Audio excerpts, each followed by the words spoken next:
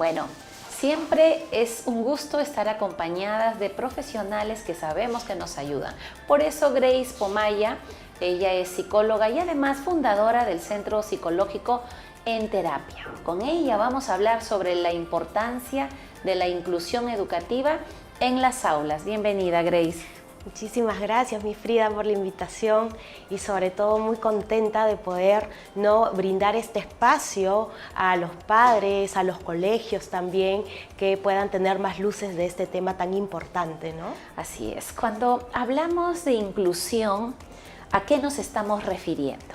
Sí, inclusión es una palabra que hoy por hoy denota desigualdad, pero también igualdad en las aulas, ¿no? Nos permite poder identificar cuáles son las estrategias de aprendizaje, la comunicación, en cómo un niño está procesando su aprendizaje, valga la redundancia, y cómo lo está incluyendo, ¿no?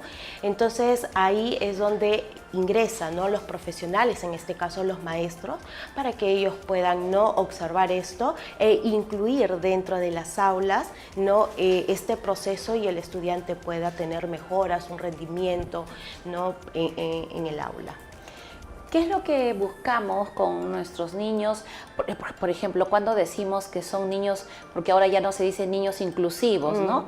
Pero cuando decimos que pueden ir en este campo, en este grupo de niños que tienen una condición. Entonces, ¿cómo podemos nosotros saber y cómo trabajar con ellos? Porque hay en muchas situaciones no vienen con diagnóstico. La mamita viene y dice, no, mi niño, vengo a matricularlo, se matricula y cuando están en el aula, entonces empieza a salir, ¿no? Que ahí en ese caso, ¿qué haríamos nosotros?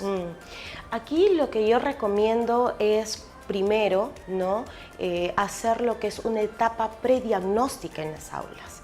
Qué importante es poder hacer esta etapa porque me va a permitir a mí obtener información del estudiante que va a ingresar, ¿no? De repente por ahí antecedentes médicos, antecedentes en el área emocional, cómo está también yendo, ¿no? Porque no solamente cuando hablamos de habilidades diferentes nos vamos a referir a un tema de aprendizaje, sino también hablamos en un término general, cognitivo, emocional, y también hablamos de un proceso en donde ellos de repente por ahí están viendo procesos un poco más lentos dentro de las aulas, ¿no? Entonces, lo que yo ahí recomendaría primero es, en los colegios, poder realizar una etapa prediagnóstica antes del ingreso. Que no sea un modo para poder observar de que, no, el estudiante no ingresa, sino todo lo contrario, que sea una mirada en donde vamos a incluir nuevas metodologías para que ellos puedan aprender, puedan de repente incluirse en el área social de manera óptima, porque recordemos que el estudiante también va a sociabilizar con niños, ¿no? Entonces yo recomendaría esto, y a los papitos de repente también poder estar un poco más flexibles a nivel mental en estos tiempos, no priorizando sus necesidades de ellos, ¿no? Porque muchas veces el papá, por miedo, por temor a que el niño pues vaya a otras instituciones especiales, se rehúsan a que ellos no puedan ir, entonces prefieren que se queden en institución educativa básica, ¿no? La normal. Entonces yo los invitaría un poquito a evaluar las necesidades que tiene el hijo. Qué tan importante es lo que ellos van a ir incorporando, desarrollando, y en base a esto brindarle los soportes, las herramientas, y también consultar con los especialistas, que es tan importante, Frida, ¿no? También es de suma, yo diría muy vital, ¿no?, el hecho que tenga un diagnóstico el niño, porque a veces como maestras dices un prediagnóstico, bueno, es derivarla, ¿no? Derivar, que lo vea el psicólogo, que pase una evaluación, porque a veces uno, por la experiencia de trabajo con los niños, uno puede decir, aquí hay algo que no es el perfil del niño que viene normalmente a esta aula, a este grupo de niños. pero sí es importante ese diagnóstico para poder, a partir del diagnóstico, abordar al niño y poder ayudarlo en lo que él necesita, ¿no? Totalmente de acuerdo. En este caso, la que hace la preevaluación de estos indicadores es la psicóloga de la institución, ¿no? Entonces, ¿quién corrobora de repente un diagnóstico? En este caso es el especialista, ¿no? El neurólogo. El neuropediatra, ¿sí? ¿no? El neuropediatra, ¿no? Entonces, él es en realidad quien nos va a brindar el diagnóstico y luego en acompañamiento, con la especialista, con la psicóloga, ¿no? La psicóloga ocupacional es la quien va a brindar lo que son las estrategias, ¿sí? Y entonces, en base a estos dos, recién se aborda en el tema educativo, porque vamos ahí a ver qué es lo que realmente el niño está necesitando y cómo está aprendiendo, si es de una manera rápida, lenta, pausada, o si es que sí, se está acoplando de manera regular, ¿no? O frecuente como la de sus compañeros, porque también me ha tocado casos ver en el aula que vienen a veces con un diagnóstico y generalmente el papito viene con su historia clínica, ¿no? Y todo asustado, que le den las pautas y todo, pero finalmente en el aula se desenvuelve súper bien. Entonces sí es muy importante que realicen este diagnóstico. Y es que también hay que tomar en cuenta, pues, ¿no?, los ritmos y estilos que tiene cada niño, y el que tenga una condición no quiere decir que el niño, muchas veces estos niños suelen captar o incluso no tienen esa habilidad sin que te miren, pero ellos ya están viendo que algo no tienes, que algo le falta y te hacen un checking así total, ¿no? Y uno dice, ¿cómo lo hizo, no? Sí. O aparentemente está distraído, pero de pronto él es el que responde, el que salva al grupo. Pero en el tema, en cuanto a ¿cómo podemos hacer que nuestras escuelas realmente sean inclusivas? Pero hablamos de una escuela inclusiva, pero con respeto, ¿no? De no recibir por recibir, sino ¿cómo puedo convertir mi escuela en una escuela inclusiva basada en el respeto hacia nuestros niños? Qué importantes los valores. Primero que nada, yo invitaría a las instituciones a que ellos puedan hacer lo que son estas charlas informativas a los docentes, ¿no? Entonces, esta charla informativa a mí me va a poder invitar a identificar qué estudiantes están en mi aula y cómo me puedo comunicar con ellos, ¿no? Entonces, es básicamente estar atentos, ser muy observadores en el aula para que yo pueda brindarle las estrategias a mi estudiante.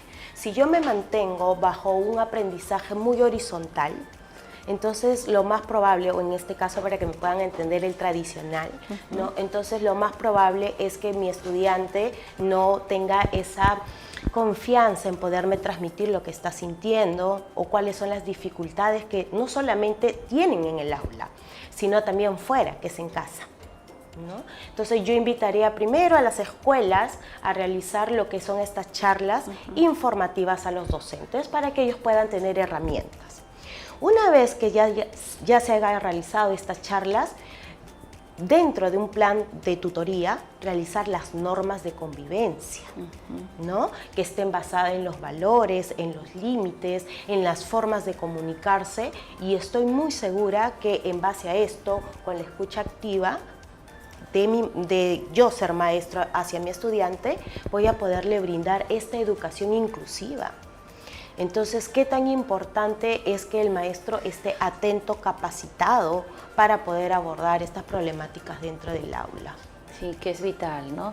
Vital una escuela, y hablamos de una escuela de manera que todo el equipo que se encuentra, toda la comunidad educativa se encuentre preparada, informada para poder ayudar, ¿no? La idea es que a veces recibimos a los niños, pensamos de que, bueno, ya está la psicóloga y que ahí queda, es tarea de la psicóloga y la profesora del aula que tiene estos casos de inclusión, pero pensamos equivocadamente que ahí es tarea de ellos dos, ¿no? Y bueno, y de la familia.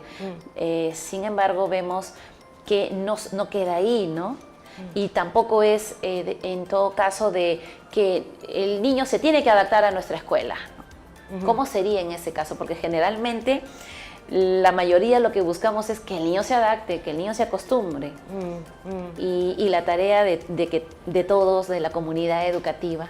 Claro. ¿Cuál sería ahí el rol? Sí, es básicamente no caer en la comodidad, ¿no? Generalmente los padres tienden esto, es como que incluso he visto por ahí algunos videos virales en donde dicen, uy, la maestra ingresa a trabajar y la mamá de vacaciones. ¿No? Entonces, claro, se suele caer en esta comodidad porque en algún punto también suele ser agotante cuando un niño, ¿no?, tiene alguna habilidad diferente, ¿sí?